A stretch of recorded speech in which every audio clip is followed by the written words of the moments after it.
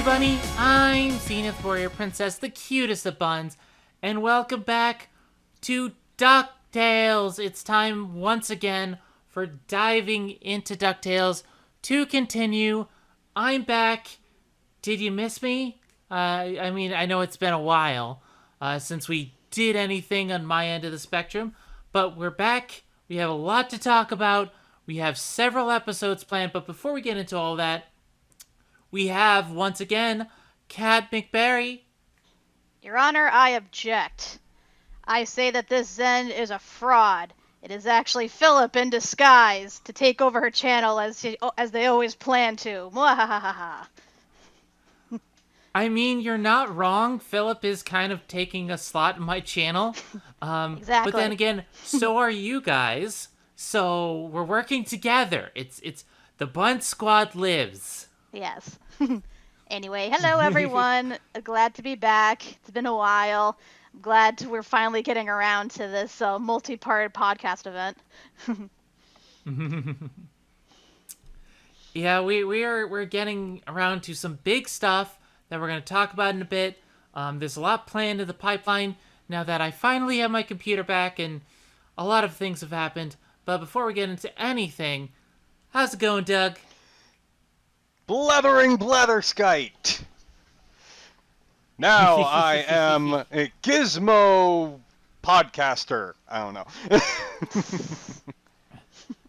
You are Gizmo Doug. Yes. Blabbity blabbada. And blabbity blabbity blah blah blah. That's spoilers. And we also have, as per usual, Y2 Staller. I'm ready to kick it to the sky and just spin it, you know? Win it. Spin it, win it, let's begin it. How does that theme go? Noobs. I forget. It's been a while since I've seen the Tailspin. God, I used to watch it like Saturday morning, but I forget a lot about Tailspin. In any case, we have a lot to discuss. Before we talk about this set of episodes, I have been absent for a while. My computer was recently borked and in the shop, and a lot of things happened with it because Kana decided to destroy the charge port of the computer. Bad Kana, that's a bad Kana. He's a bad kitty. But there's a lot of things that happened there. The main result is I spent a month and a half with no computer, got it back. It still technically functions, but we're going to need a new computer. But the show must go on, and I don't want to keep you guys waiting any longer because the story itself would take longer than this podcast, and we don't have time for that. The basic... That's a whole other show. That's a whole other show. The basic gist is the computer had an issue. I just have to angle the charge port to get to work. We're going to get a new computer, and we're going to make it work. For right now, though, we have several things that we need to do to get this show off the road. A lot of episodes have come out and have been reacted to, and we took a look at all the content and said, I don't think that's going to fit in one episode. And we sat down and discussed it. And what we're going to do is we're going to split it into a few different episodes. The episode today is going to talk about the 3 episodes before the finale. 3 episodes, and we have a lot to say about them, and we have a lot to say about the finale. So we're going to talk about the finale in its own separate episode. And because we have so much to say about the finale, we're going to be talking about the series as a whole as its own separate episodes. Then we want to talk about our top 10 or top 15 favorite episodes of DuckTales as a whole.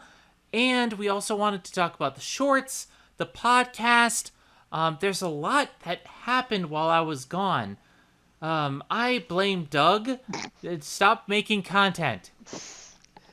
Never. Well, maybe if you weren't, being bombarded by Kana all the time. Kana needs to stop destroying everything. Kana is a little thug. I love her to pieces. But yes, in any case, that's how we're going to do things. There's a lot that I'm going to be talking about. But before we get into anything, is there anything that anyone wants to say to start us off? I want to say I am actually rather glad that we're separating this and drawing it out as long as possible because I love me some DuckTales and I want to make it last. I don't want it to go. Speaking of which, I didn't really get to say much about the DuckTales being canceled. DuckTales is canceled! Yeah, I mean, Um, in retrospect, we should have seen it coming, but the fact that they did that in the last like span of episodes of season 3 is kind of like it kind of puts salt on the wound. It's like we don't even get like a season heads up to like enjoy everything.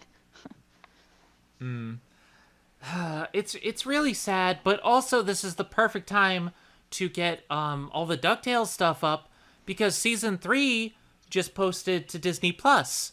So it's actually really good, and it's good timing too because this week I'm posting the Disney debate on 101 Dalmatians to start off the Dalmatians marathon, and Cruella just dropped.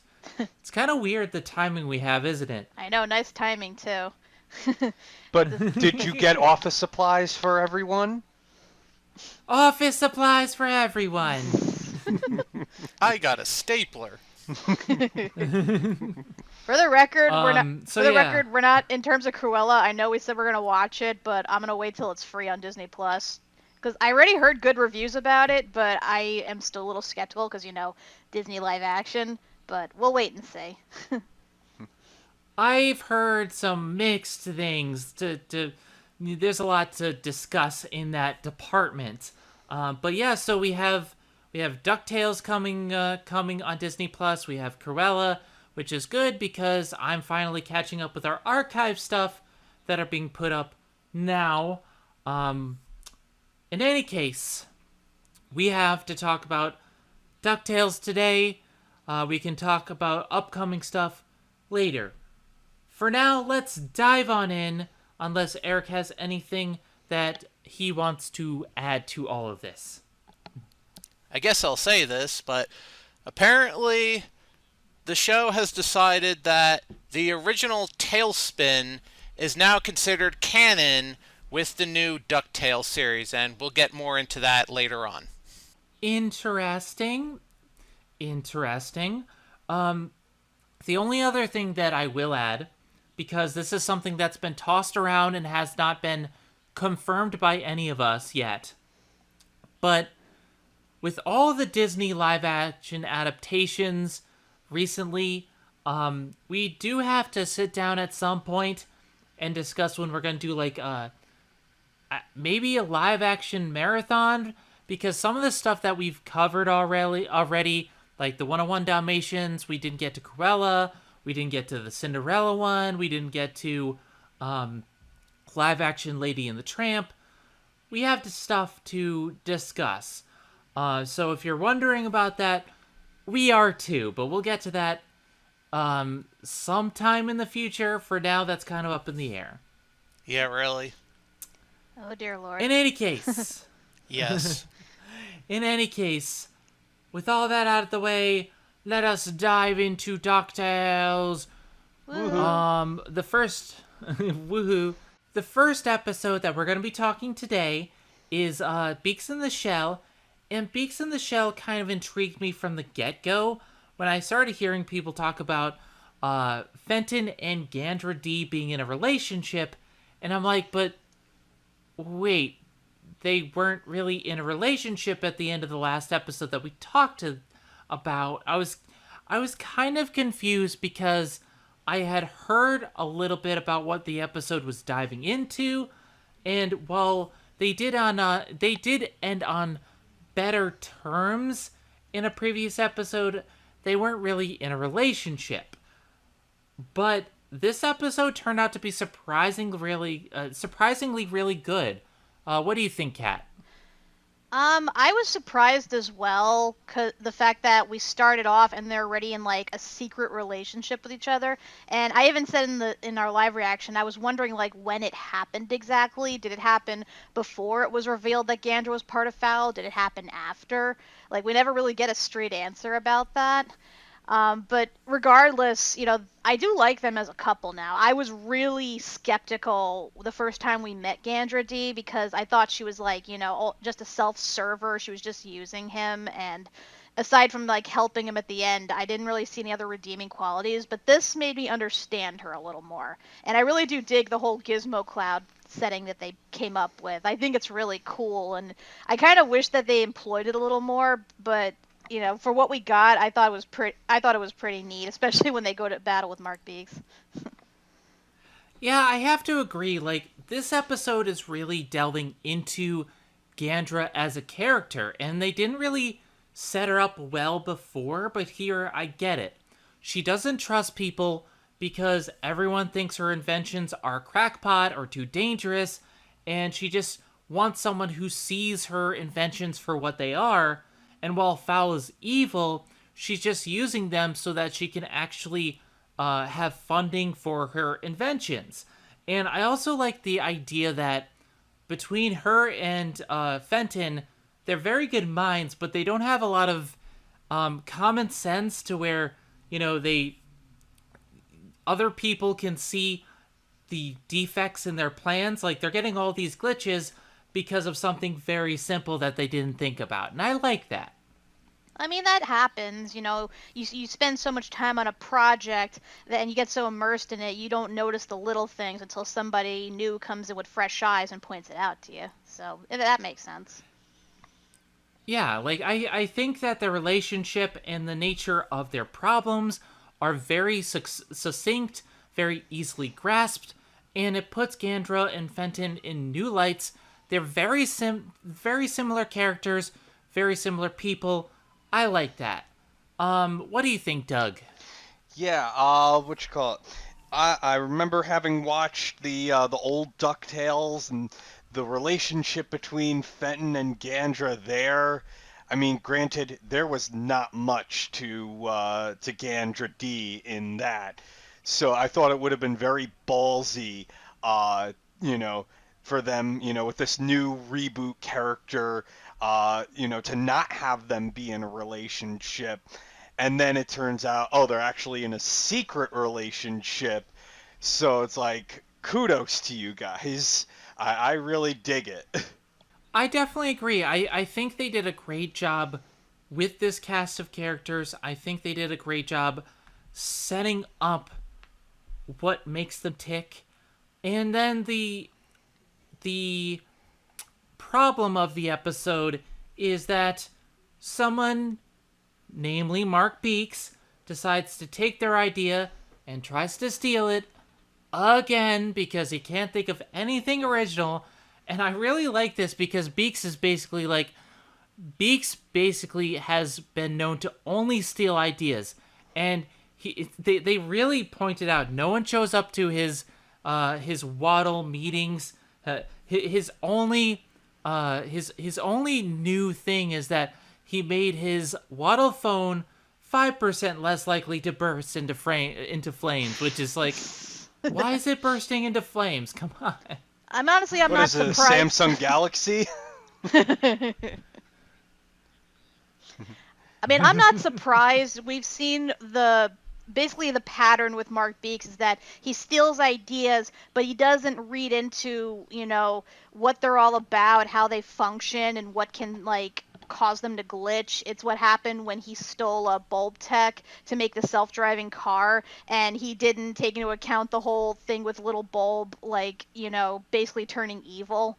Or the whole thing with the Gizmo Duck armor, in that if you use too many weapons at once, it causes the CPU to overheat and self-detonate. So this is honestly in league with like his own tech with the phones, because I always figured this was like a Bill Gates, like a Steve Wozniak situation, and that he just took credit for somebody else's invention, but without really understanding how it fully works. I mean, pretty much. It's like the same situation with like the CEO of a video game company who goes in doesn't understand the project and completely screws it over and then blames everyone else. That's what Mark Beeks is, and they're starting to really lampshade that, and I really do enjoy that. And I like how he finally finds Gizmo Cloud and he says, "Oh, I'm going to steal it." And he takes over. And I thought this would be the point where Gandra starts really doubting Fenton, but I think the key point of the episode is that she trusts Fenton and she actually lets him let others help and starts to change as a result. It's a good episode to explain Gandra and show that she's very capable of change, and she lets love lead her in a good direction. And some of her nanotech is really, really cool, and I like that. There's some little things in the episode. I really like that they bring in Louie to lie to Fenton's mother, and they broke Louie. Not only that, she was aware of Louie's kids. That killed me. Honestly, Mama Cabrera was like the best thing in this episode. Just how she was like so obsessed with finding out Fenton's secret relationship, like going so far as to interrogate all of his friends, and then even going into the game itself just to defend him. Like, she's a hardcore mom, and I love it. And then it turns into Power Rangers, and it's really cool. Or I guess maybe Voltron, something like that. Like they Power Rangers or VR Troopers? We are. Any sort of Japanese Sentai is basically what it is. I mean, the title is called Beaks in a Shell, which is a play on the title Ghosts in a Shell, so say what you will. I mean, yeah. It's a really good episode. I don't have too much more to say on it. It's a great character episode for Gandra and Fenton. I love what they do with the virtual space. Eric, do you have anything to add to that?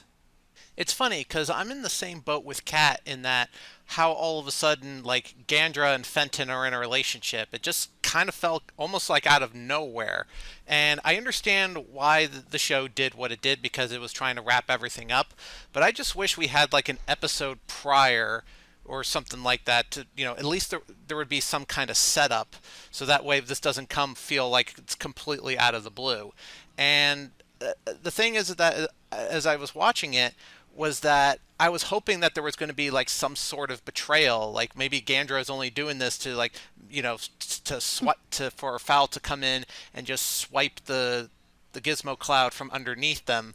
But I was waiting and waiting and waiting for that. And unfortunately, like, that just didn't happen. So I do love how when in that big battle at the end where Huey, like, he basically just goes into those giant long legs as that callback from the Senior Junior Woodchuck episode. Why, Huey? Why? Why does he keep going to the long legs? Why? Maybe he has a height inferiority complex or something. I mean, I can understand that, but it's still weird he just does his legs. I understand that Huey's not very good at imagination, but I guess he's just going with what he knows. God. I mean, I do agree that it is a little bit rushed, that they didn't have, like, an episode in between that hinted at it or, like, set up the episode. They did do a lot of interesting stuff in the beginning of the episode where he's chasing Gandra and Gizmo Duck, and then they go into the virtual space and it's all an act, and I like that idea. I just do. I really do think that maybe at the end of that episode where Mark Beeks' magical girl transformed and became the Hulk, they could have set it up a little bit. Maybe there could have been a little teaser here and there. I mean, to be fair, they didn't leave on completely bad terms. Like, there obviously was a spark between them throughout the episode as they were doing science and allowing each other to be themselves. It's just her whole betrayal like in association with Mark Speaks is what really drove a wedge between them. But to be fair, she kind of made up for it by helping him, save the kids at the end and helping him with his invention. So it probably was an uneasy friendship at the very least, and probably wasn't helped the fact that she joined Fowl. But I'm guessing, since she is ultimately self-serving, she probably was able to help give Fenton enough faith in her that she could reestablish their relationship on the grounds that neither one is doing what they're doing for the sake of the other side. They're completely neutral in this relationship. Mm-hmm. So, I think one can argue that maybe they deserved an episode or two more in between, have more filler episodes, but if they knew that it was being canceled and they wanted to get their A game out and have this reach a conclusion, I'm satisfied with what we got for this. And I think Beaks in the Shell is a good kicker to let's start wrapping things up. It's an end of Mark Beaks. No more Mark Beaks because he's a joke everywhere. He's a joke, and he's a jerk. Yeah, I'm glad he finally fell from grace, because he's an awful bad guy. I almost thought he was good, in the episode where he finally got the armor away from Fenton, but then he just goes and ruins it with his ego. And the fact that he had nothing else to do aside from fall back on the same old plan, he's just so pathetic by this point. I'm glad that they finally put an end to him. Maybe not, I don't mean kill him, but at least put an end to his whole thing. I think that's the point, and that's why I think they wrapped it up the way they did with him, because what else is there to do with Mark Beaks? So they figured, okay, it's the end of the series, let's give him his last big moment in the sun where he goes into the cyber world and has this giant mech suit and has this big fight or whatever. So and yet his only contribution is to steal everyone else's new ideas still. Why are you still a thing?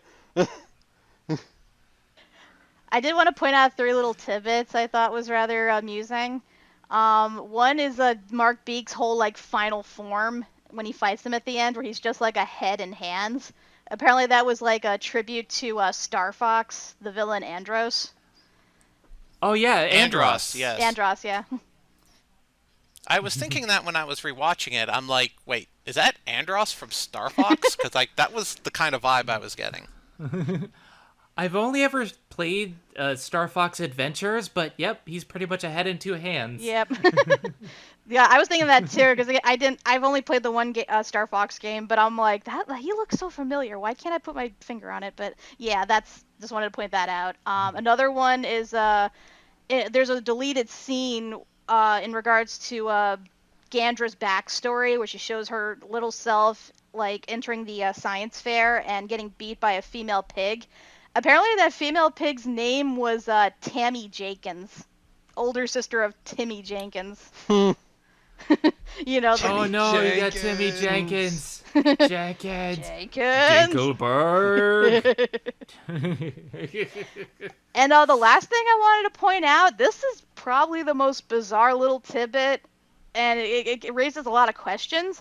During the scene where you see Mark Beaks trying to come up with his own original ideas, the whole cup Wi-Fi idea and stuff, and then Gizmo Duck goes flying overhead and a crowd stops by to take pictures of him. If you look in the crowd, there was actually a pregnant duck. And that raises so many questions to me. We're talking about the same show that showed both, sentient ducks and, bird form ducks. I know, but I still say that this is after the apocalypse. It has to be after a nuclear war or something. But it's they established that they lay eggs in this universe like normal ducks do, but they also show a pregnant duck. So are they pregnant and then they lay the eggs? Yes. That just was really weird to me. Just wanted to point that out. So yeah, I like this episode. I think it's a great wrap up to Fenton and Gandra. It's really great wrap up to Mark Beaks. But then at the end, Gandra vows to leave Fowl, and she's unable to leave. So, yeah, she's transferred to the Lost Library. So, that's a setup for the finale that we'll get to later in another episode. I will say real quick that the ending kind of frustrates me. Like, it's great in that it's a great cliffhanger that is a good foreshadowing for the finale, but it annoys me because it overshadows everything else in the episode, because I had people saying, like, oh, this episode's so great, it was so much better than Tailspin, and da-da-da-da-da, and I'm like, why? Just because of the cliffhanger? Like, what else did you like about it? And people honestly couldn't answer me. So, I will admit it's a good cliffhanger, it sucks that, that's the only thing that people remember about this, aside from, giant floating Mark Beek's head. I think it's a great episode. I think the virtual reality fight is great. People need to talk about more of the other stuff in the episode. I don't think it's the best episode ever, but it's really good. Mm-hmm. All right. Next up, spin it, let's begin it. Time for tailspin. Oh, tailspin. Oh, Friends for life through tailspin. thick and thin with Time another to tail to watch, so spin. let's begin. Spin We're it. watching Spin it. And that's all I know from the theme song. And they do it in the episode. But did you Dewey it? We're gonna talk about the lost cargo of Kit Cloudkicker, and I was actually a little bit taken aback because I thought this was going to be Baloo coming back, but instead we have Kit Cloudkicker, who's now taken over the Enterprise, and so Enterprise. interesting. That's another show, but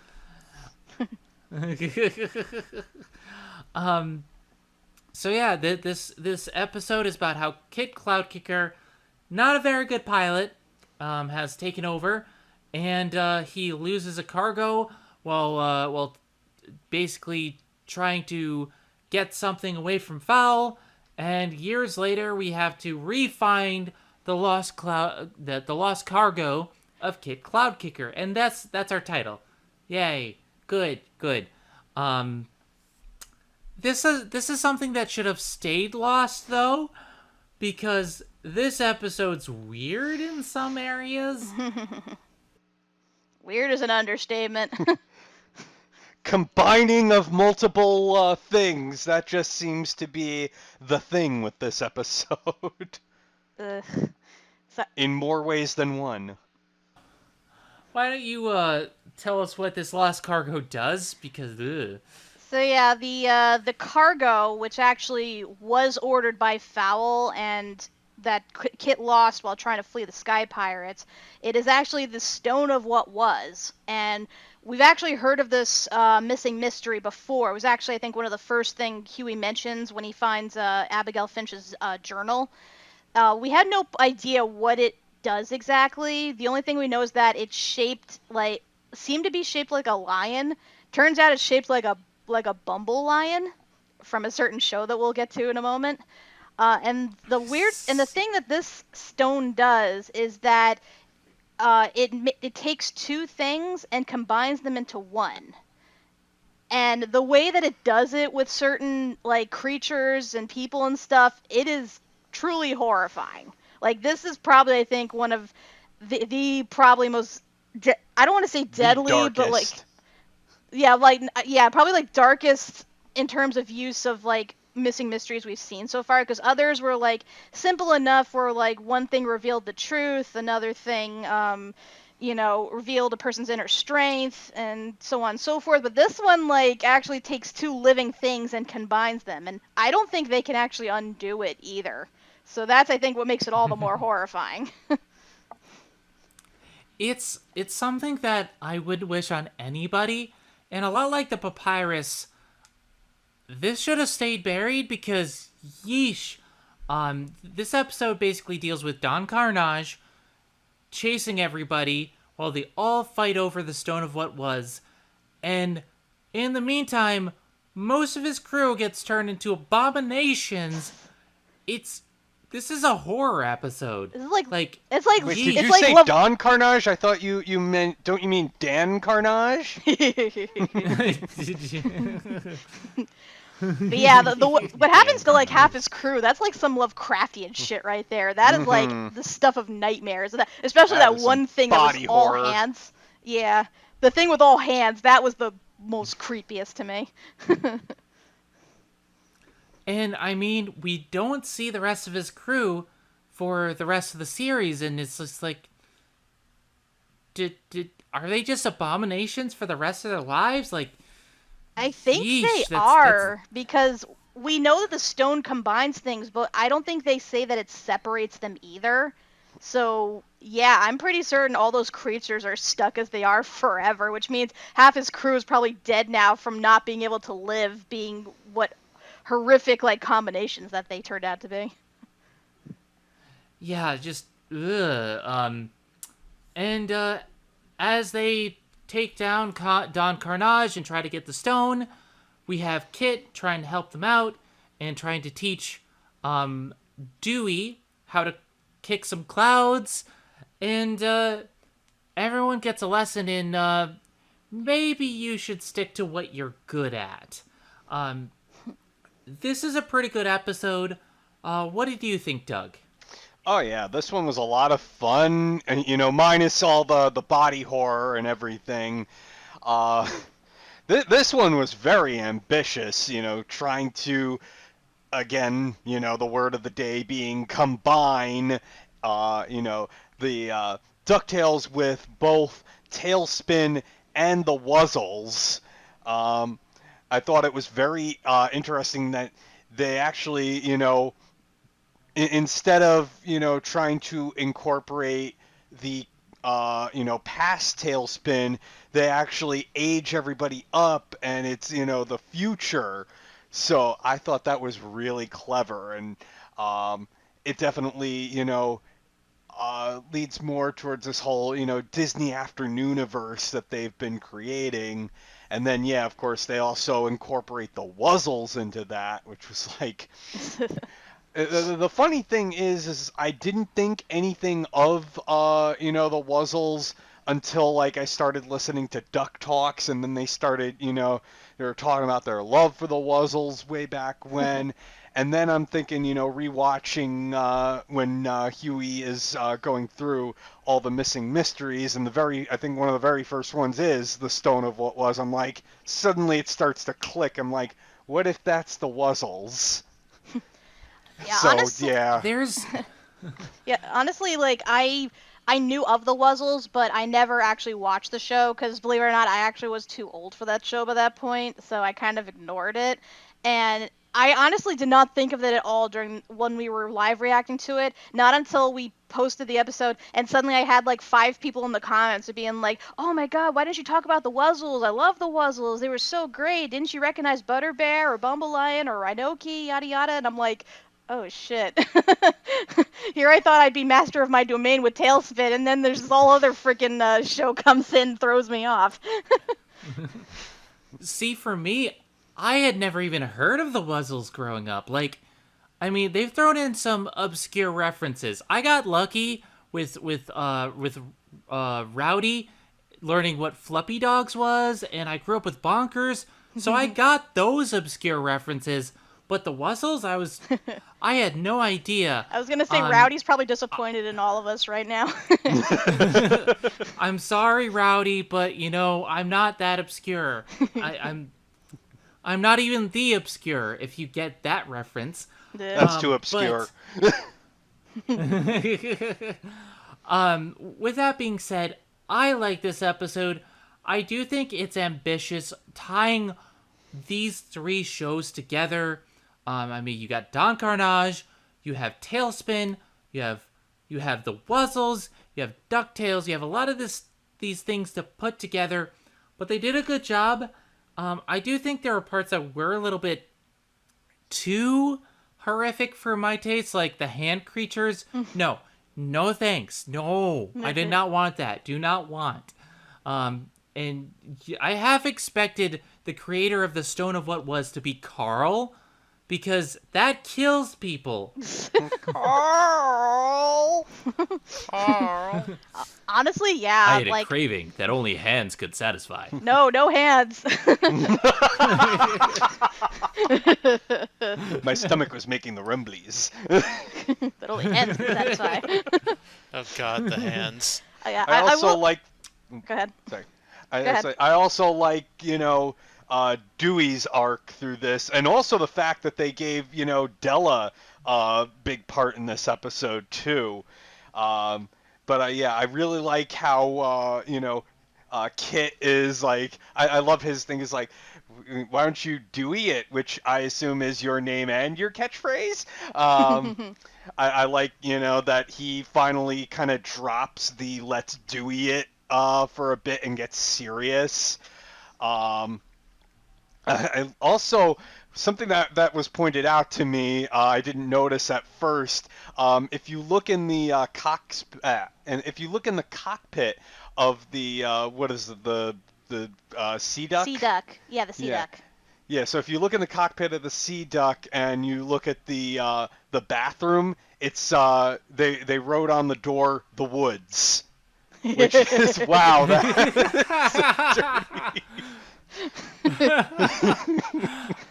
There's a lot of really good like little things in the episode.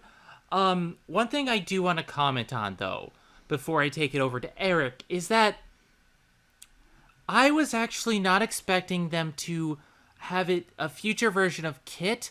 So I was kind of confused when I saw them flying the plane, and I was expecting Baloo's voice to come out of him, and I was just like, wait, what? And then they're like, oh, it's Kit doing this, and I'm like, oh, okay. It took me a little bit to get into that because I'm gonna be honest, I love Baloo, and I was never really a huge fan of Kit, but I think they did a great job with Kit's arc and how he's, not the best pilot, but he's really good at cloud kicking, and, you should stick to what he's good at. The same thing with Dewey, who's good at doing certain things better than others. And it's all, Dewey kind of had this lesson before, but this is much more about him embracing his identity and knowing what he's good at and not trying to, showboat or anything else.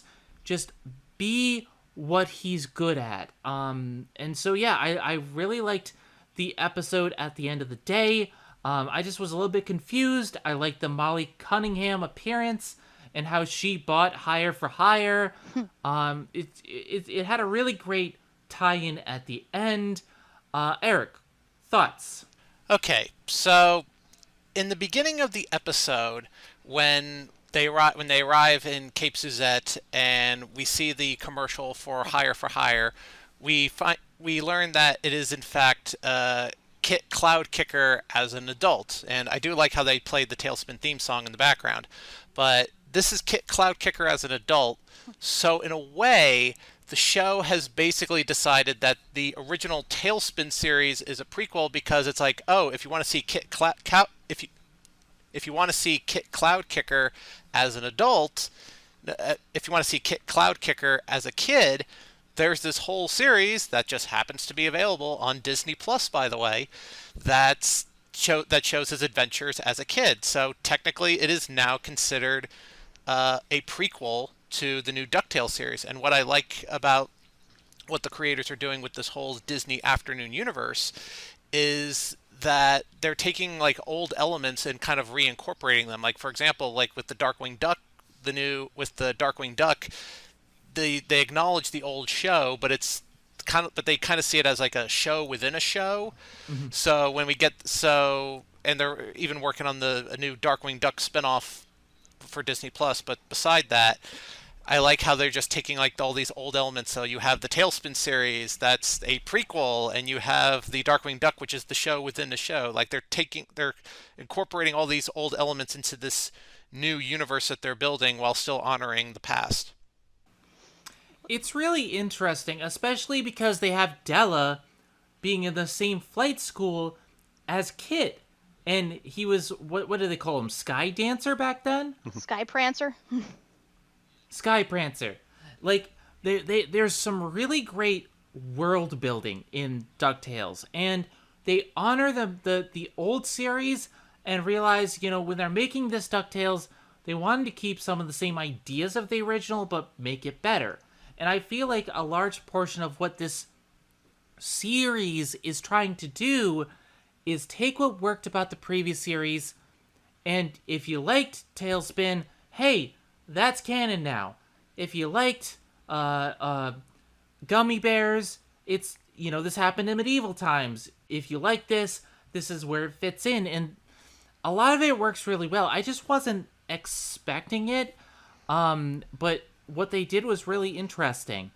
Does anyone have anything to add to that? Because while this is a very good episode, aside from Tailspin being awesome, I haven't seen Tailspin in a very long time. So I don't have too much to add, and I haven't seen the Wuzzles. Well, basically the creators are huge Disney Afternoon fans, especially I think Darkwing Duck, and they've got a lot of the old school talent, the old school crews behind the shows on their side. And I know Tad Stones is a huge supporter of the show, really has nothing but good things to say about 2017 DuckTales. So it's you've got this in the right hands. And again, like I said, very ambitious of them to be, combining everything and kind of even mixing both the old continuities with, this new continuity and making it work. It's phenomenal. And, I think as I was saying in one of our live reactions, it definitely opens up a whole new world too. In that, we're already talking about a Darkwing Duck spin-off, and then there's all these other properties that have the potential to spin off as well. You create a whole new Disney Afternoon in modern time. It's really astounding. I think the only thing I want to add is that at the end of the episode, Don Carnage is the lone person that we see drifting around. He finds a piece of the stone and takes it back to Fowl. We never get confirmation what happens to most of his crew. I assume that the first mate girl survived. I kind of feel bad for the rest of his crew, though. I do want to take, going off on that note, there is some confusion for me over Don Carnage's whole, basically even going back to the beginning of the episode, in that, was he in Fowl at the time that they were trying to, when they were going up against Kit to steal the stone? Were they, doing that on Fowl orders, or were they just, pirates and they just happened to, come across Kit and, just wanted to mess with him to get whatever he had on board? So yeah, that confuses me, and especially it's and then, for, spoiler alert, for Don Carnage to actually be part of Fowl in the, the last adventure. It's it just really makes me curious. How long has he been with Fowl? I do believe he was not part of Fowl back when Kit was trying to transport the cargo. Because if that was the case, Don Carnage would have went after it fell out of the plane. Because remember, it's been lost for years. And you mean to tell me that not once Don Carnage had ever scoured that whole area looking for it? I mean, when we get to the part where Della hires Kit to go look for that treasure, Don Carnage is hired at the same time by Fowl to look for it, and he finds it in no time. So I'm pretty certain he was not in league with Fowl at the time, that they only hired him recently once they realized that the last treasure they needed was, the treasure that they had lost all those years ago. And since they obviously can't rely on a legit business like Hire for Hire, given what happened, go for the Sky Pirates, who, can do whatever they need to get the cargo as long as you pay the right price. True, but Yeah, I can definitely see that. I don't think Don Carnage is really a big part of Fowl. He's not like he's more of a they're using him because He's a he hired operates goon. outside of the law. He's a hired goon. Yeah. He's a hired muscle. Yeah, Hired goons for hire. Hired goons. Yeah, like I said, he probably, once he came back with the piece of the stone, that's when they integrated him into Fowl, since they figured they can get more use out of him, even if it was just him. Because he's still like an ace pilot in his own right, and he can fight, plus he does have a beef with the Duck family, so it only makes sense. He has a beef with everyone right now, but especially Dewey Duck, and probably Louie because of what happened after that episode. Huey.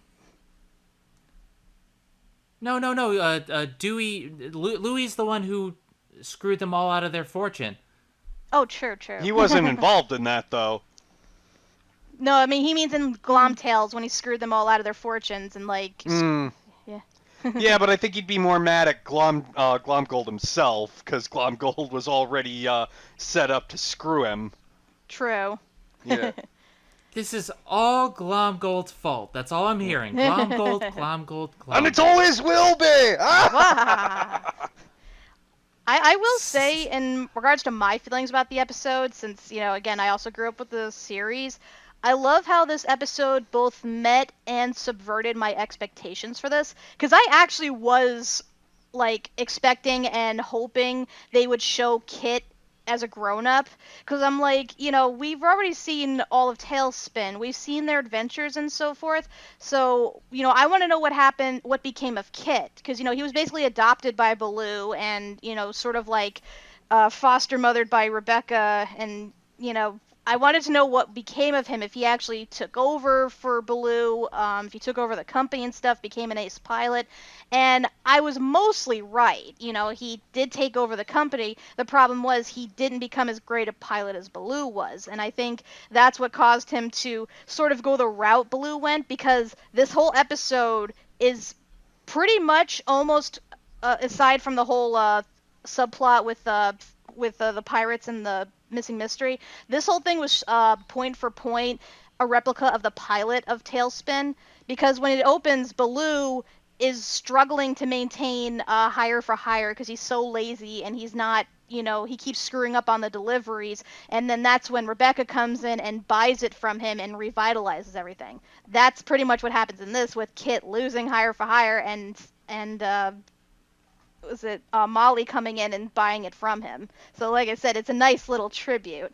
And the fact that, Kit, you could tell that he was under a lot of pressure to live up to Baloo's legacy, and he just couldn't, but he was able to live up to his own legacy with cloud kicking. So it honestly was a nice, little, roundabout way of closing his character arc. And I like that a lot. And plus, I love how Molly came back as Danger Woman. Because she was always playing that superhero in the old show, and I'm glad she incorporated it into her Daredevil act. I really enjoyed that Della was not harsh to Kit. She actually kind of looked up to him, and it goes to show that while the episode presents him as kind of washed up in a little bit, he still has a lot going for him, and I think it does a great job of saying, you may view yourself as a failure, but other people don't. And you should live up to your own successes. And I like that. Yeah, I agree too. I do like, the whole message of playing to your strengths. Because it annoyed me that Dewey keeps trying to do these things that he obviously has no talent for. And how stubbornly he clings to the idea just because he wants to look cool. And finally, he learns to accept that, hey, I can actually fly a plane steady. I should just do that and save people instead of just showboating. I was really glad he learned that lesson because, I was getting really annoyed with him up to that point. And it was nice to see that skill actually came into play in the finale as well. Mm-hmm. Eric, do you have anything to add before we move on? I guess they put a nice spin to this tail. Get out! Boo. He said it. I did want to add one last tidbit, though. from what I read, according to Frank Agones, he said had they been able to get another season of DuckTales, he would have made a follow-up episode to this, showing Kit performing in Molly's Daredevil show, and he would have gone into what became of Baloo and Rebecca. And I'm kind of sad that we're never going to get a chance to find out what that storyline would have been. That would have been something to look into. Yeah, because we never know if, for sure, if, Baloo's dead or if he just retired and, went somewhere or where Rebecca went or anything. I hope neither of them are dead, but it would have been nice just to have some, solid, ending to them both, because I would have liked to see them, live happily ever after, whether together or separate. That was definitely at the back of my mind. As I said before, I really miss Baloo's voice. It's just something. There's something about it. When the opening starts and Baloo's like, ha ha ha ha ha. I miss that. I do miss that. Well, considering both his voice actors are dead now, whoever comes in would have to do a really good impression to live up to that legacy. Which might be why they decided not to go that route. Maybe it's hard to really say. With that being said, is everyone ready for the big thing that we're going to talk about? Because this is the reason why I split these episodes. This next one. Oh yeah. Well, I have no objection here. Hold it! Objection. Objection. Take that! To Doug, I bequeath a boot to the head. And one more for Jenny and the Wimp. Ah! All right, now we have the life and crimes of Scrooge McDuck. Now, this type of episode has been done before, with the hero of the series being put on trial by the villains of the series. We've seen it in Batman, the animated series. They tried to do it in Spider-Man comics. Wasn't very good. I'm pretty sure they've done it in other animated series that I'm not remembering. Batman. If anyone else can think of something. Batman. She said Batman. Well, Okay. yeah, I said Batman. I thought you said Spider-Man for some reason. She did, but she said Batman first. In the comics. Oh, okay. Yeah. They did it in a show called Reboot way back when. But it was only the very end of the episode, and you guys it's such an obscure show. You guys probably have no idea what I'm talking about. Reboot is awesome. Not the one that they did with Netflix. It needs to no, be no, rebooted. not that one. Not the reboot of the reboot. Anyway, I want to say yes. Not the reboot. Yes. I think they did. It needs to reboot the reboot. Reboot. I think they did it on Fairly Odd Parents too. Yeah. It was a whole special or something.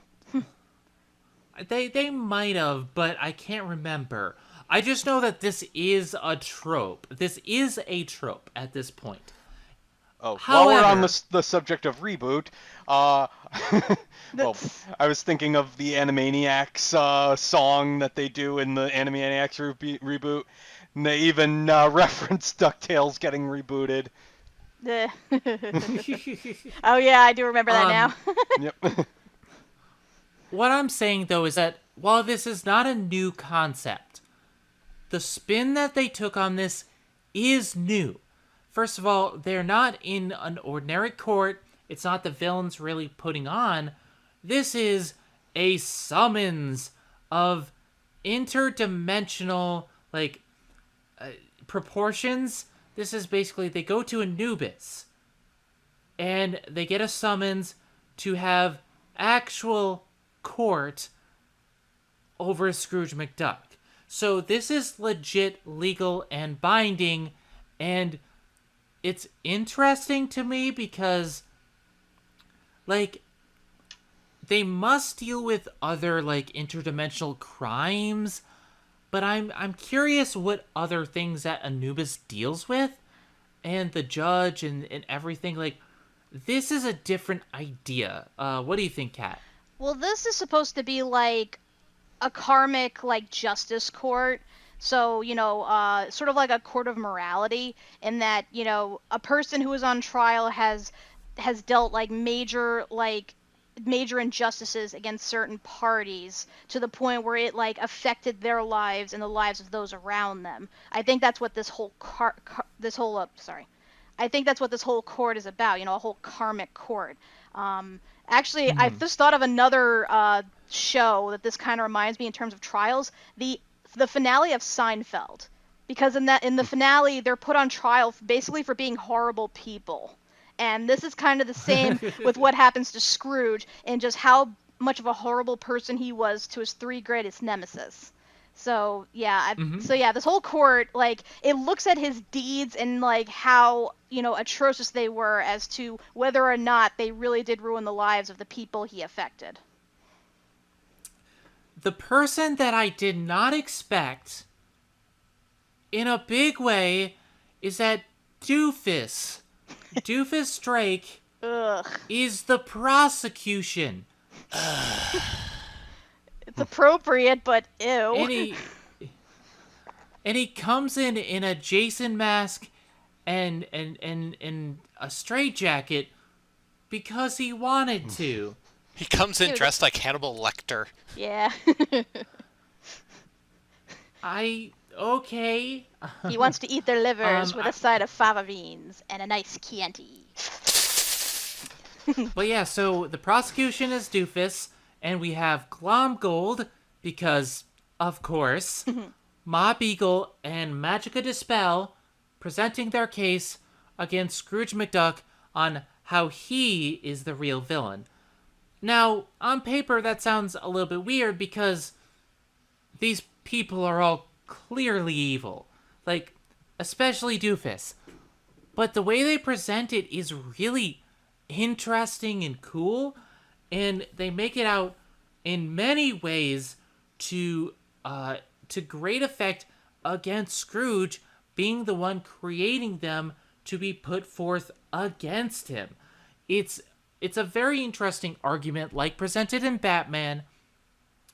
Does the presence of a hero create the villains that surround him? And because Scrooge is surrounded by a rogues gallery of enemies, is he the driving force? Yeah, he wasn't present for everything, but the one common factor is always Scrooge. Yeah, I do love that they're finally holding Scrooge accountable for him being a miserly asshole in his past. Because we don't really see that often. Every story we hear is kind of spun in his favor. So I do like that they're showing the real nit and gritty of everything. Before I get into the individual cases, Doug, do you have anything to add to that? I mean, I will say, basically, with this season as a whole, it's been showing, how, it has not been a good presence for Scrooge. It's really been showing, him in a different, less positive light. We've seen him in the Christmas episode, how, he basically wanted to charge everybody for coal instead of, what Santa wanted to do. We've seen that, when he battles the Jormungandr, he's actually the bad guy. And it's like there's so many instances of, him doing a lot of things. It's like he's supposed to be the hero, and yet he does a lot of things that are kind of messed up. So yeah, it's definitely been building to this. So I mean, while yes, it's definitely, the idea has been done before, it is nice that they, like I said, they've been building to this and showing that, your heroes aren't always as good as you think they are. They say don't meet your heroes, and this is why. It's very well put together. They knew that this episode was coming. They built up to this. We have seen he can be petty. We've seen him when he loses and how he can be to the children. We've seen him in past episodes. He's not a perfect person, and this is all brought to a head in this episode. So there's 3 cases against him. Glomgold's case is that when Glomgold was first starting out, he was overshadowed by Scrooge during an adventure, and the inner crackpot nature of Glomgold is pretty much put out there. And he falls into and befriends sharks, while Scrooge gets all the glories. But we find out, first of all, Glomgold is his own shark guy. It was Just a great Glomgold all shark along. guy. Who's that shark guy anyway? It was Glomgold all along. And I killed Sparky too. So at the season finale of season 2, the sharks came because he was friends with them, and he put the Parkers on them. The Sharkas. The Sharkas. Sharkas. It puts season 2 in a whole different light, and I love it. Like I said, I love that they Now- included Weber Walters in this too. It was a nice little throwback to the original show, and she even had the same accent. Now, this one is probably the easiest to disprove. We already talked about Duke Baloney. We know he's a crackpot. We knew he was already a bad guy from the very beginning. He stole from Scrooge, and he never was going to be a good guy. He pretty much shows in this episode, in the flashback, that he was prepared to sacrifice Webra to get the glory. And so he was never going to come out of this looking good. So this was a pretty much open and shut case for Glomgold. However, Ma Beagle takes the stand. Don't you mean character And- actress Margot Martindale? Yes, Ma Beagle takes a stand, and at first, I was kind of on Ma Beagle's side in how he basically cheated his way into getting the deed to win everything. But then it turns out that they were cheating all along, and that Ma Beagle, who was the runt of the litter, takes over the gang because Pa Beagle was too weak. She was bad all along. She was an evil influence. It was not Scrooge. I like that idea. I like the whole thing so far. What are your thoughts, Eric? I mean, as far as the second case goes, like, I mean, the Beagles already took the Beagles already took the land first, because it was originally Fort Duckworth, and then but then the Beagles took it over. So if anything, Scrooge was kind of trying to take it back from what originally was. And the only real mean thing he did was, like, he drank Ma's sarsaparilla. Oh, how dare he drink that sarsaparilla? At this point, I was like, I didn't know how much of a case they could present. I think they did a good job with Ma Beagle as them showing only part of it, because we know Glomgold is incompetent by this point, and he always will be. But Ma Beagle at least attempts to lie and to present the case fairly.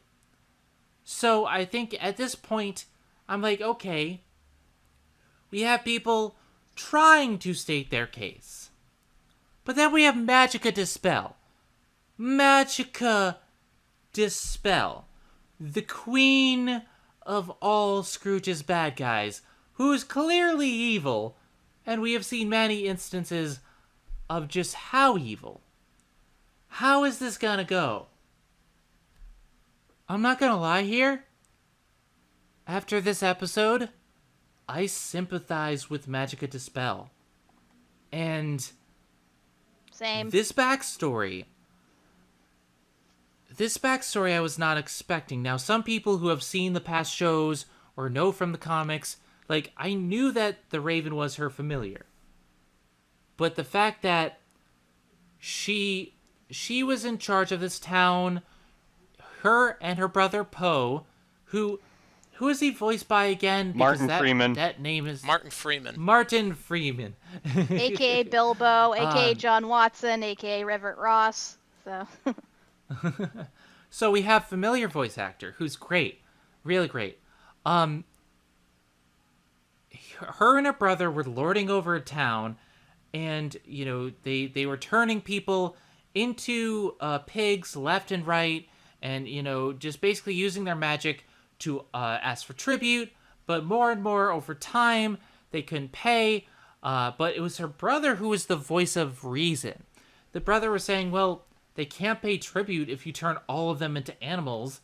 And I'm like, he is right. He's the voice of reason there, and he kind of exists to hold her back. But then Scrooge comes in, and he pilfers their gold, and when they try to use magic against Scrooge, a spell rebounds, it hits Poe, and instead of helping, when Magica gets down on her knees and begs to stop the Raven from escaping because that's her brother and she doesn't know how to undo the spell, Scrooge looks at her and says, "Sorry, that's not my problem." And he doesn't even help the townspeople. Well, by his The logic, most of them were already animals anyway. But Yeah, that's but still it doesn't- messed up, though. he no, doesn't. it's still messed up. Yeah, and it gets a little further messed up because then he takes it one step further and he actually sells the farm. Plus, you mean to tell me with Uh, all of the people Scrooge has known throughout his life, all of the scientists, the magic users, and whatnot, none of them could have helped to change those people back had he asked them? Really? Mm-hmm. If he had taken Magica into custody, or helped out, maybe he could have found a way to turn the back. He could have found a way to find out how the magic works. But no. And that's the big thing for me. This episode showed Scrooge at his lowest point, where he probably could have prevented so many of Magica's crimes had Poe been still around, and maybe Poe would have been say, okay, let's stop doing this.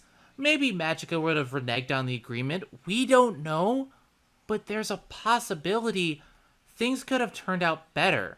And a lot of the things that Magica had done since then were Scrooge's responsibility. I think what the genius of this episode is that even though they were all villains to begin with, and Scrooge Scrooge did what he did, that doesn't change the fact that he didn't need to be an ass about it. I mean, with Glumgold, as much as their rivalry, how hilarious it is, he didn't need to be.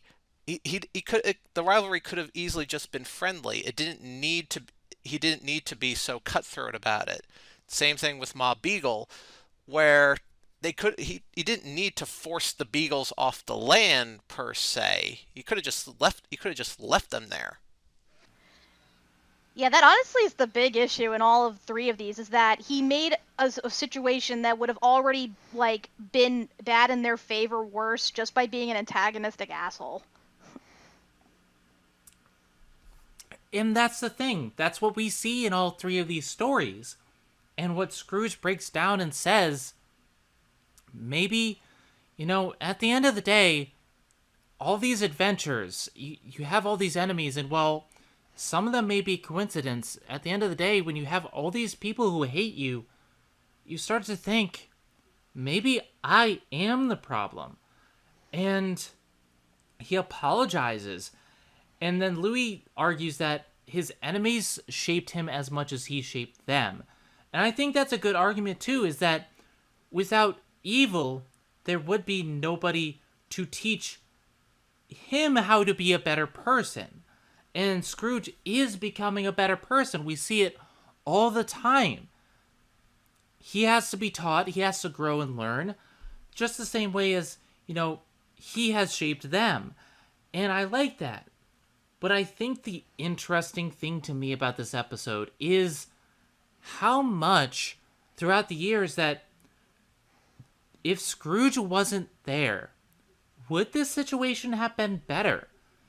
And, you could say Magica De Spell would have continued to be horrible to all these townspeople.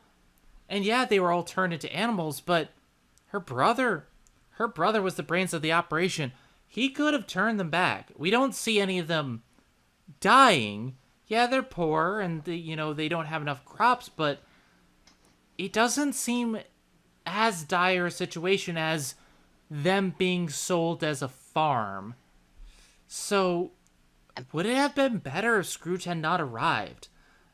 Doug? It's hard to say. I mean, I think things probably would have continued on as they had. Um, I mean, yeah, things probably could have been a whole lot worse had Scrooge not interfered at all. Um, I mean, a lot of the things that happen mainly, with Glomgold, with the Beagles, is more not so much that he's antagonistic, but that he's just very selfish. That, he's not out for anybody else, he's out for himself. So whenever, anything like this happens, it's basically in his own self-interest. He just wants the treasure. He doesn't care about Glomgold at all. And the fact that Glomgold's muscling in on his thing, he wants the Fort Duckburg back so that he can basically, create a town and make his own economy out of it. He doesn't really, care so much that it's owned by somebody else, more that somebody else is getting, is profiting off of this. And with the Beagles, again, they're very antagonistic, so they certainly would have, continued on in their way had Scrooge not stepped in. And, yeah, Scrooge is cutthroat, but you kind of need to be with the Beagles. They're very aggressive. But then, yeah, you get to the situation with Magica and Poe, and it's like, that's where the selfishness really, that's where it really becomes his detriment. That's where he could have just done a very small thing, just not letting a raven escape, and he couldn't even be arsed to do that. I mean, granted, yeah, Magica, he doesn't owe Magica anything, and, Magica's not a good person, but it's like, yeah, you could have at least done a very small deed just to make things better, and instead you had to go and be selfish, couldn't even do this smallest of things, and now Poe is gone forever. So, honestly, when you think about it, if he had done small kindnesses with all three of them, it would have changed things drastically. Like with Glomgold, he could have tried to, go on the adventure with Glomgold and help him get the treasure, kind of share it, and thus, Glomgold's selfish nature would have aired its ugly head in and of itself, showing that, Scrooge tried to be a good sport, and then Glomgold, just acted like an asshole in retaliation, thus proving that it was all Glomgold's fault. Or with Ma Beagle, he could have made it so that they could still live in Duckburg. He could have given them their own land aside from the trash, aside from the junkyard to live in. But he just didn't pay them any mind, and he rubbed his victory in Ma Beagle's face on top of it. Pretty much disenfranchising her with her whole family, especially her Pa Beagle. And then, of course, like I said, with Magica, all he could have done was just, try to stop Poe from flying away. He could have tried to find help for those people turned into the animals, but he didn't. So, said these little kindnesses would have went a long way, but he just didn't do it because he's an asshole. Mm-hmm. I do have to say, though, I'm very, it's such a, a testament to the writing of this show that, rather than just, trying to defend himself, and, Scrooge actually takes all of this under advisement, he actually, he learns, he grows from it, and he, makes, at least the smallest effort this time to make some sort of amends, to at least let them know that he is indeed sorry for what he's done. The other thing in relation to this is that, the writers actually allowed Scrooge to not be the hero. We have seen that this takes place before he meets the kids. And we also see that the kids are what slowly transforms him into a better person. We've seen it time and time again with Donald, with Della, with the Huey doing Louie. Especially he's not Louie. A great person. Yeah, Louie. He's not a great person, but these people shape him into a better person, and that's what ends this episode. Is without someone to point out his faults, he wouldn't have known all this. And these events, these failures, allow him to learn and grow, be a better person, be the person that he always could have been, he always was meant to be. And I really like how it ends with the apology to Doofus. Even though I honestly didn't think Doofus deserved it, but the apology to Doofus ending that character arc and him accepting and trying to be a better person too. And I didn't expect that. They did kind of bring in a character arc for Doofus with his brother being introduced and slowly transforming him a little bit.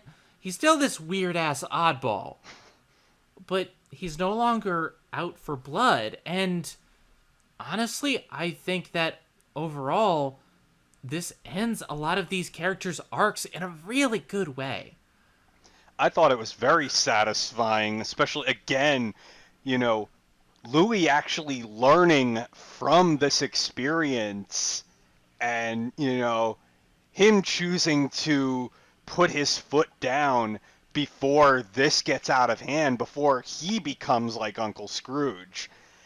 I thought that was incredibly clever. Yeah, I mean, if you think about it, Beaks in the Shell was Huey's big episode. Dewey's was the Lost Cargo. Not Louis. Dewey's was the Lost Cargo. Yeah. Louis's was this episode.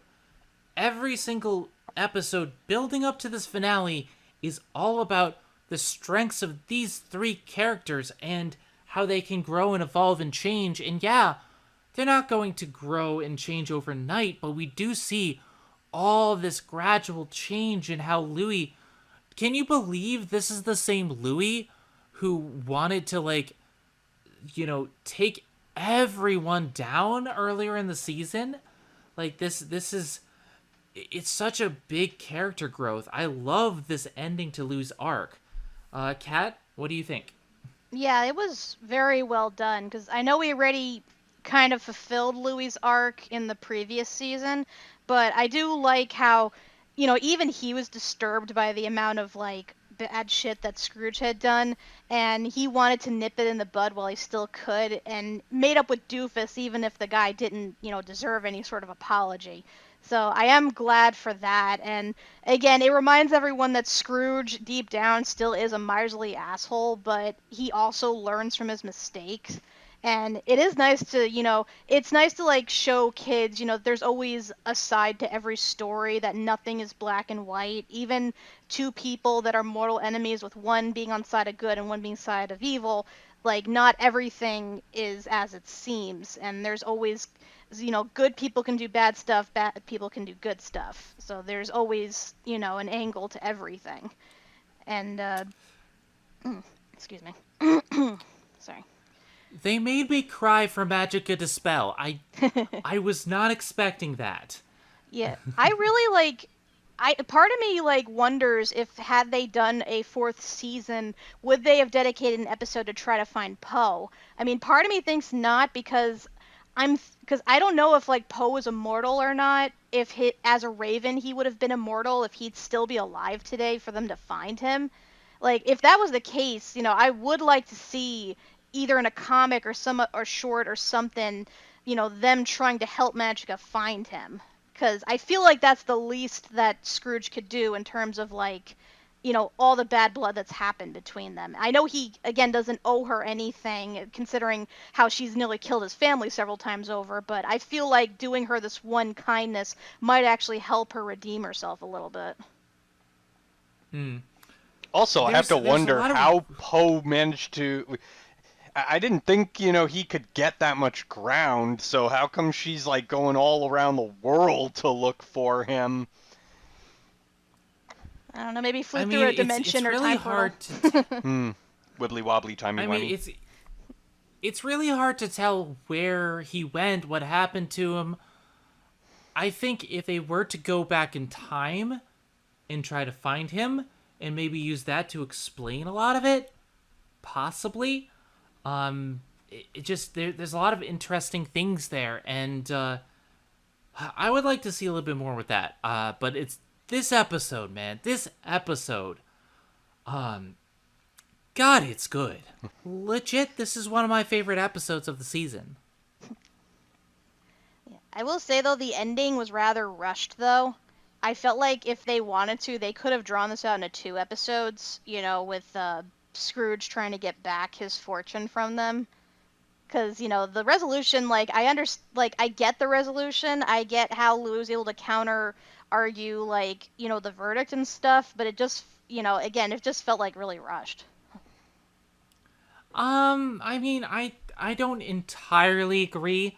I think they could have utilized 2 episodes. But if that was the case, I think they could have brought in more witnesses. Have another villain appear and drag it out a little bit longer, because I don't know if there was fully enough material for 2 episodes. Still, I really enjoyed it. I can definitely see from Kat's point of view how this ending of this episode got rushed because like this, like she said, like this easily could have been a 2-parter, and had they had gone to a season 4, like this would have been the season finale, and then we would move on into season 4. But I think because that this was the final season, that they kind of had to end this particular story off so they can get to the big finale, which we will eventually get to. But I could definitely see how this would be a 2-parter, and how like the second half, like Kat said, where it would be a redemptive arc for part 2 and Scrooge trying to get his fortune back. But once again, like because of the logistics of everything, they had to tie everything back up together and leaving the story as is. Yeah, I mean, we don't entirely know what the plan was from the get-go. We don't really know if this was always planned to be how the things were supposed to end, so it's hard for me to comment on in that regard. I think what we got was brilliant. It's not a perfect episode, but it's still one of my favorites, and the things that it explores, the things that season 3 does as a whole, just so good. Does anyone have anything to add before we discuss like these 3 episodes as a whole, or no? One thing I do want to note, and it's like it's one of those things, I wouldn't have recognized it if not for the credit, but Henry Winkler was the bailiff. I present Henry Winkler, covered in bees. I admit I was confused about why they cast him particularly as the bailiff. I think I understand now a little bit. Apparently he did a voice on the Disney Junior show Puppy Dog Pals, so I think that's what they're alluding to. The other tidbit I wanted to bring up, at the very beginning when Louis has like those furry abomination things that he's trying to rein in that are causing chaos, apparently those are like an amalgam of like three different like creatures from various like movies. Like the Gribbles, they're a combination of the Tribbles from Star Trek, the Fizzgigs from Dark Crystal, and the Mogwai slash Gremlins from Gremlins. So it's like let's just shove all of the references into these little things. And I like how even at the end they still haven't resolved that issue with them. You're not supposed to feed them after midnight. I mean, gosh. Don't tell me what to do. Technically, though, isn't any time after midnight, if we're thinking about it, because, like, you know, this is after midnight. There was a midnight before. I guess midnight until the sun goes up. I don't know. It just raises too many questions. I think that's what the original intention was, that it was midnight until breakfast. With that being said, I think we should wrap up for this one. I knew this last episode, in the previous episode, would take us a while to discuss, which is why we're not talking about the finale today. Kat, your thoughts on these 3 episodes as a whole? Go. I thought they got progressively better. Like the Beaks in the Shell, I thought was okay, and it was a nice cap off to the whole Mark Beaks thing, and it left on a pretty good cliffhanger. I love the whole Tailspin Wuzzles foul combination episode. That was really exciting, and again left on a good cliffhanger. But I do, like you said, I do think that Life and Crimes of Scrooge McDuck was the best, just because it offered a rare insight into a character we're supposed to see as a hero, and show all of his bad sides, all of how he's affected his villains, and I know this trope's been done before, but the way they did it I thought was really unique and really interesting, and I applaud the writing for it. So yeah, these 3 episodes were, I think, were a good ending to season 3 overall, because they already had a lot of great episodes this season, and I think it left on a pretty good note before we get into the last adventure. All right, and Doug, thoughts? So yeah, I mean, I'm pretty much of the same thought process as Kat. I mean, I didn't have massive thoughts, especially because the finale looming over everything is kind of overshadowing. But I think you, Zen, actually brought up a great point, and it's very appropriate given how the series has been, to have these 3 episodes be the final, in that, one is, kind of capping Huey's arc. One is capping Dewey's arc, and the other is capping Louie's arc. That, basically what we've been doing throughout, each season, giving each of them an arc, and wrapping it up in this way, is so very appropriate. I think I wish we had gotten more episodes. I think definitely benefited from maybe one more season to give, Webby an arc. Of course, we have to wrap that up in the last adventure, but yeah. I have very mixed thoughts on these, 3 episodes, but overall, they're good. And Eric? I think I'm pretty much in the same camp as everybody else. I mean, to Doug's point, I do like that, we get an episode ending Huey's arc, we get an episode ending Dewey's arc, we get an episode ending Louie's arc, and those are all, nice, nice episodes to cap off to get in the lead up to the finale. And while they're not the best episodes in the entire series, they are great, and last batch of episodes, last ending episodes, the go home episodes, as you say, to leading into the finale. And when we get to the finale, everything is all wrapped up together, all wrapped up in a neat little package. So, and which is pretty much how the finale goes, and I really like what they've done here. All right, Yeah, I definitely agree. I think there are some individual problems in some of the episodes. But overall, I think this batch is great. It does a great job ending people's arcs and leading into the finale. I mean, I did have a little bit of problem with some of the stuff. Like, I don't think Mark Beeks really needed an arc finisher, to be perfectly honest. We've seen a lot of him, but overall, great job. I enjoyed this batch of episodes. Next time, we're going to meet together and we're going to discuss the series finale, which is the season finale. It's a lot to discuss in this finale. I need to rewatch it because it's like an hour long. It's 3 episodes technically, but that's debated because it's now basically in full on Disney Plus, and it's a lot. It's really good, and it's a lot to talk about. With that being said, I'm Zenith Warrior Princess, the cutest of buns. I'm Kat McBerry.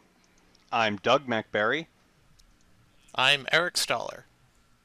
And we will see you guys next time when we dive into the season and series finale of DuckTales. Have a good one, everybody. And just remember, if you have to end your series, do it as good as these guys did, because while it does feel a little bit rushed, they put so much passion and heart into it. Great job, guys. Have a good one, everybody.